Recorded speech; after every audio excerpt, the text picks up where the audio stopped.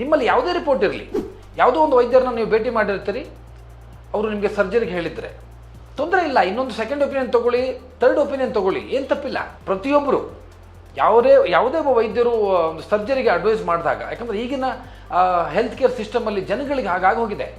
ಯಾರೋ ಒಂದು ಆಸ್ಪತ್ರೆಗಳು ಅಥವಾ ವೈದ್ಯರು ಮಾಡೋ ತಪ್ಪಿನಿಂದ ಅಥವಾ ಅವರ ಒಂದು ಮನಸ್ಥಿತಿಯಿಂದ ಪ್ರತಿಯೊಬ್ಬರಿಗೂ ಏನಾಗಿದೆ, ನೀವು ಯಾರನ್ನೇ ಬೇಕಾದರೂ ಹೋಗಿ ಕೇಳಿ, ಎಲ್ಲಿ ಬೇಕಾದರೂ ಕೇಳ್ಕೊಳ್ಳಿ. ನಾವು ಸರ್ವೆ ಮಾಡಿದ್ದೀವಿ ಕೂಡ, ಒಬ್ಬ ಆಟೋ ಡ್ರೈವರ್ನ ಕೇಳ್ತೀವಿ ನಾವು, ಪಾಪ ಅವ್ರು ಹೇಳ್ತಾರೆ, ಅವ್ರಿಗೆಲ್ರಿಗೂ ಭಯ. ಒಂದು ಬಸ್ ಸ್ಟ್ಯಾಂಡಲ್ಲಿ ನಿಂತಿರೋ ಜನಗಳನ್ನ ಕೇಳ್ತೀವಿ, ಪಾರ್ಕಲ್ಲಿ ಓಡಾಡ್ತಿರುವಂಥ ಸೀನಿಯರ್ ಸಿಟಿಜನ್ಗಳನ್ನ ಕೇಳ್ತೀವಿ, ಎಲ್ಲರೂ ಹೇಳ್ತಾರೆ, ಯಾಕೆಂದರೆ ಅವರಿಗೆ ಭಯ. ಅಂತಹ ಒಂದು ಪರಿಸ್ಥಿತಿ ಈಗ ಆಲ್ರೆಡಿ ನಮ್ಮಲ್ಲಿ ಕ್ರಿಯೇಟ್ ಆಗಿ ಹೋಗಿದೆ. ಸೊ ಹಾಗಾಗಿ ನಾವೇನು ಹೇಳ್ತೀವಿ, ಪ್ರತಿಯೊಬ್ಬರು ಕೂಡ ಯಾವುದೇ ಆಸ್ಪತ್ರೆಯಲ್ಲಿ ಒಂದು ಸರ್ಜರಿಗೆ ಹೇಳಿದಾಗ ಒಂದು ಸಲ ಯೋಚನೆ ಮಾಡೋಣ. ಅಂದರೆ ಒಂದು ಸೆಕೆಂಡ್ ಒಪಿನಿಯನ್ ಅಥವಾ ಥರ್ಡ್ ಒಪಿನಿಯನ್ ತೊಗೊಳೋದ್ರಲ್ಲಿ ಏನೂ ತಪ್ಪಿಲ್ಲ. ಏನು ತಪ್ಪಿದೆ?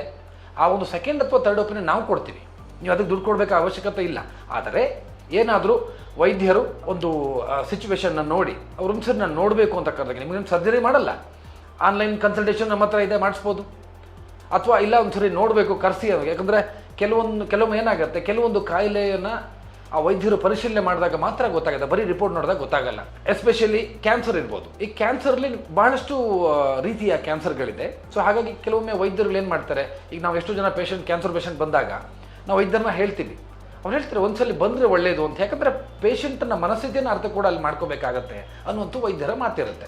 ಜೊತೆಗೆ ಅವ್ರ ರಿಪೋರ್ಟ್ನ ನೋಡಿ ಅವ್ರ ಹತ್ರ ಕೂತ್ಕೊಂಡು ಮಾತಾಡಿದಾಗ ಅವ್ರಿಗೆ ಅರ್ಥ ಆಗುತ್ತೆ ಏನು ಮಾಡಬೇಕು, ಏನು ಬೇಡ.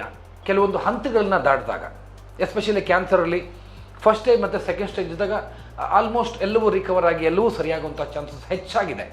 ಆದರೆ ಈ ಒಂದು ಥರ್ಡ್ ಅಥವಾ ಫೋರ್ತ್ ಸ್ಟೇಜ್ ದಾಟಿದ ಮೇಲೆ ಎಷ್ಟು ವರ್ಷ ಅವ್ರನ್ನ ಇನ್ನೂ ಬದುಕಿಸ್ಬೋದು ಅನ್ನುವಂಥದ್ದು ಕೂಡ ವೈದ್ಯರು ನೋಡ್ತಾರೆ.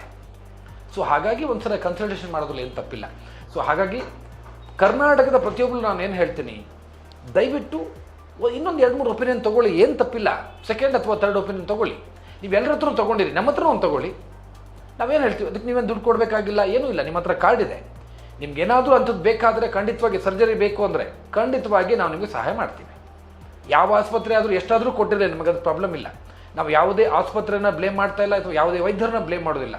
ನಮ್ಮ ಉದ್ದೇಶ ಇಲ್ಲಿ ಇಷ್ಟೇ, ನಿಮ್ಮೆಲ್ರಿಗೂ ಕಡಿಮೆ ಖರ್ಚಿನಲ್ಲಿ, ಅಂದರೆ ಒಂದು ರಿಯಾಯಿತಿ ದರದಲ್ಲಿ ನಿಮಗೆ ಒಂದು ಉತ್ತಮ ಗುಣಮಟ್ಟದ ಚಿಕಿತ್ಸೆಯನ್ನು ಕೊಡಿಸಬೇಕು ಅನ್ನುವಂಥದ್ದು. ಹೆಚ್ಚಿನ ಮಾಹಿತಿಗಾಗಿ ನಮ್ಮ ಉಚಿತ ಹೆಲ್ಪ್ಲೈನ್ ನಂಬರ್ 8535853589 ಗೆ ಕರೆ ಮಾಡಿ. ಹೆಲೋ ವೈದ್ಯ ಬಂಧು,